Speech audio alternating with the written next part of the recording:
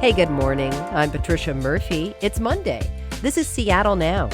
Seattle's media landscape is shifting again. KUOW may soon be under new ownership as Nexstar Media Group intends to buy Tegna. In a minute, media critic and professor Eric Deggans will tell us what it may mean for local coverage. But first, let's get you caught up.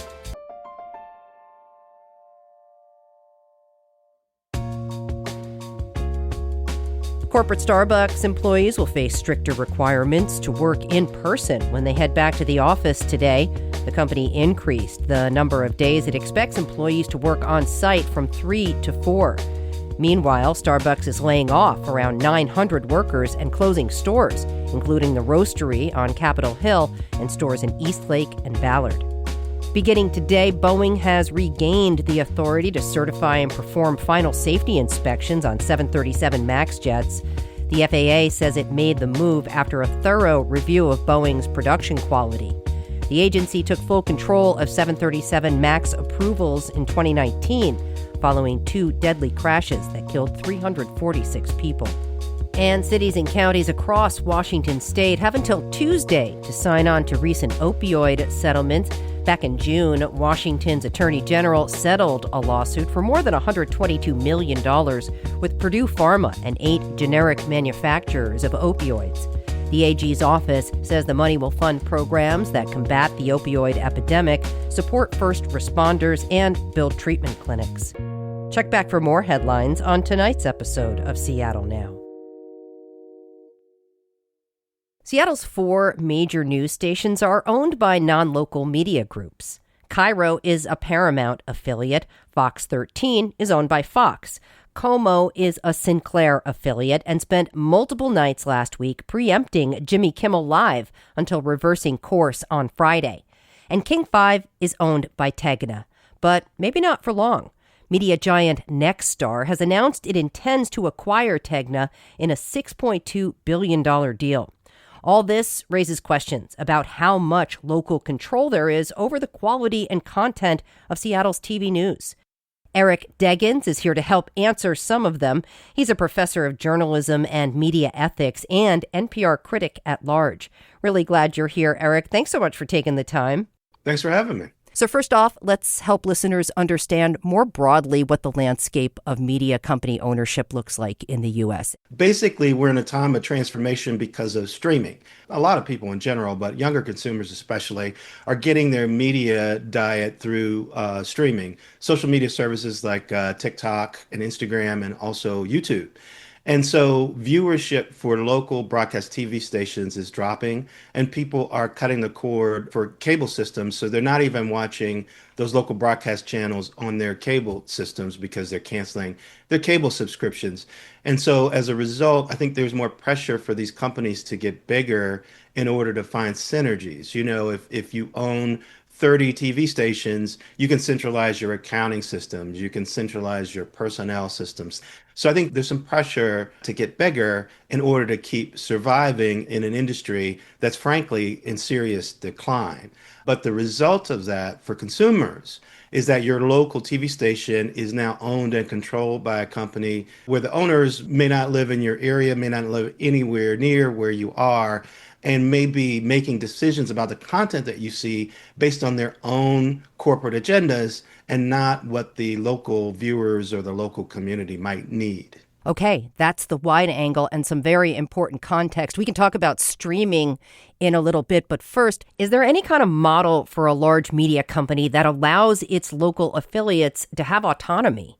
So the challenge, of course, is to have an ownership structure that respects what the local community wants and needs, while also finding those synergies that I talked about. You compare that to a system like public media, is that even though we have affiliate stations, even though NPR has affiliate stations across the country, those affiliate stations have a lot of latitude in terms of what kind of national programming they will take from us and how they add their own mix of localized programming to what we do. And so the NPR that you experience in Seattle is very different than the NPR that people experience in Washington, D.C., or that they experience in the Tampa Bay area, the place where I called home for 3 decades.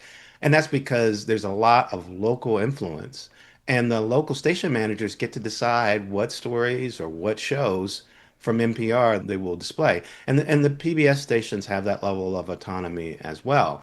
How might we see Nexstar buying Tegna show up in local news programming? Might they feel pressure?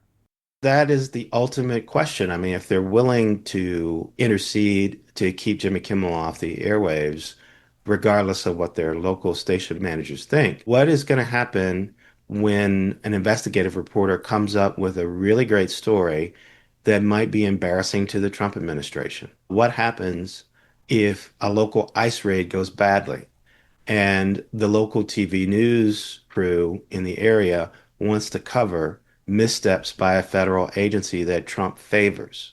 What happens if the National Guard gets sent to Seattle or Portland and there are excesses in that area and local TV stations want to report on it? One of the things that I teach my students in my journalism ethics classes is that the actual ethical situation is really important, but the other thing that's almost as important is the appearance of ethics. You have to give people the sense that they have the freedom to make the journalism decisions that they need to make, again, according to the local community and according to the story that's before them. If you have a sense that your owners are going to somehow be displeased by news stories that make the Trump administration look bad, even if that doesn't necessarily visibly affect the coverage, if that's in the backs of the minds of the executives who are running the news operations, that's bad enough.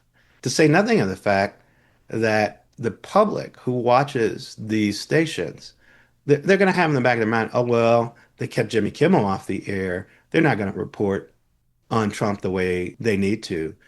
And frankly, that's not fair to the people, the hardworking journalists who are at these stations who are trying really hard to do their best to cover news at a time when trust in journalism has never been lower and there's never been more hatred out there for people who work in the journalism profession. It's tough enough without the sense that the people who own your company will not stand behind you when you need to do a reporting that is without fear or favor, as the journalism ethics standards require. Really important point. Eric, you mentioned the industry is losing out to streaming, so let's talk more now how that fits into the pressure to consolidate. What's happening is that younger viewers in particular are beginning to lose their sense of what platforms are speaking to them because they're looking at everything through the lens of a social media platform or an online platform. When the Charlie Kirk assassination happened, I asked my journalism ethics students, what kind of reporting were you seeing out there? And, they were telling me about some pretty traditional reporting, but they were telling me about some pretty outlandish stories. And I said, well, where did you see this? And they were like, oh, somewhere online, you know? Oh, wow. And I'm thinking, well, and one of the things I urge them to do, of course, is pay attention. Where are you saying this stuff? Who exactly is speaking to you?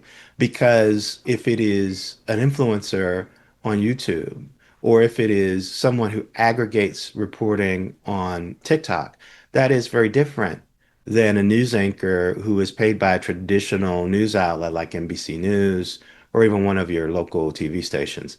And so what happens is that to them, it's all the same thing. They might see a report from one of your local TV stations presented by somebody on TikTok, but to them, it's the same thing as seeing, some Yahoo reporting from his basement who has a TikTok account. And so local TV stations are really struggling with this because, they're trying to get people to watch their stations. They're trying to get people to believe the news on their stations. It's been really hard for local TV stations to compete. And when they put material on TikTok or YouTube, of course, if they get any advertising revenue, they get much less than they would get if the same viewers watch that messaging on their platforms. So they're struggling to try and figure out how do we cover all the things we need to cover? How do we offer compelling original local content when our advertising base is shrinking? Advertisers are coming to us and saying, we can get the same impact for less money with ads on YouTube and TikTok. We want to reach young consumers and start to establish consumption habits with them. These stats are old, so it may be different now. But the last time I looked at viewership stats for Fox News Channel, for example, their median age was high 60s, like 68 or 69, the average age of their viewer. So half their viewership is older than like 68 years old. And not to denigrate older people, but just to say that, companies want to establish patterns with consumers early. They want to catch people when they're in their teens and 20s, and hopefully, they'll be buying their products for their lifetimes. And so, when you're a platform where your median age is that old, it's hard to make the case that, sneaker companies and fast food companies and, makeup and the things that target younger consumers, it's hard to make the case that they should spend a lot of money with you. And so that's the challenge that these local broadcast stations are facing. Yeah, certainly a tectonic shift in the industry. And, Yeah. honestly, one that will not turn overnight, even though it kind of feels that way. There's still a very viable model in TV, but it's just not sustainable in the same way. There is so much right now that feels like it's out of people's control. Are there things that listeners and viewers should do if they value local news, if they value the local programming that they've enjoyed? The local consumer, the individual consumer, has never had more power than they have right now. We saw it in the way that so many people just decided to end their Disney Plus subscriptions and immediately had an effect on the Disney Corporation. These streaming services are still trying very hard to make money. There are only three or four streaming services in the industry that actually turn a profit. Mm, And Disney Plus was one of them until recently. wow. So who knows if that's going to be true once the dust settles from all the consumers who were kind of upset about how Disney handled Jimmy Kimmel.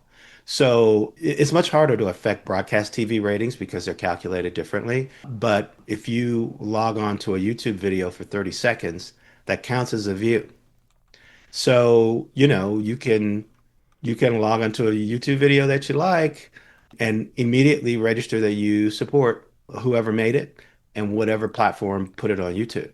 Wow. If you have a problem with what a larger corporation like Paramount has done or Disney has done, you can cancel Paramount Plus, you can cancel Disney Plus, you can cancel Hulu, you can cancel Showtime, and they will get the message.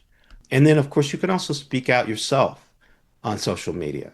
Often, what people were doing after they canceled their subscription, they were posting about it. They were posting about it on social media. And one of the things we also know about this new media environment is that people trust messages from friends and family and people they know more than they trust messages from gigantic media companies. So again, you have more sway in your individual circles of influence on social media, the people who follow you on Facebook or on Instagram or TikTok, you have more influence over those people than Disney does. All right, super important context. Eric Deggans, before I let you go, how likely is the Tegna Nexstar deal to go through? Could it get upset? I have to say, I think it's pretty likely it's going to Yeah. happen. One thing that might happen is that some other suitor might arise who might want to try and get in on this deal simply because there's enough controversy around it that perhaps it might make the FCC think twice before they automatically okay the current situation. But I think it's pretty likely that the deal will go through. One of the questions I have, there's a lot of questions about whether Paramount and Skydance agreed to concessions to the Trump administration and the FCC before that merger was approved, concessions that they are not admitting publicly. Mm. I think there's another question here about whether Nexstar or Tegna might also agree to concessions that they also don't reveal publicly. And then again, the public has no way of knowing whether the material presented on this new station lineup is following some shadowy, undisclosed concession to the Trump administration in order to get approval to have this massive deal. And in an odd way, the fact that we have to even wonder is the very argument against allowing the deal in the first place. If we can't be confident that what Nexstar is telling us about this entire process is true and accurate, then why should the deal be allowed to happen? Shouldn't that should be a major red flag for the FCC if it was doing its job, which is look out for the public interest, not the Trump administration's interest, but the public interest. A lot to think about. Eric Deggans is a professor of journalism and media ethics at Washington and Lee University and NPR critic at large. Eric, really appreciate it. Thanks so much for your insight. Thank you so much for having me. I really appreciate the time. Appreciate you listening to Seattle Now. Today's episode was produced by Brooklyn Jamerson Flowers. It was edited by Caroline Chamberlain Gomez. Our production team also includes Andy Hurst, Vaughn Jones, and Paige Browning. Greg Kramer does our theme music. Seattle Now and KUOW Public Radio are members of the NPR network. I'm Patricia Murphy. See you soon.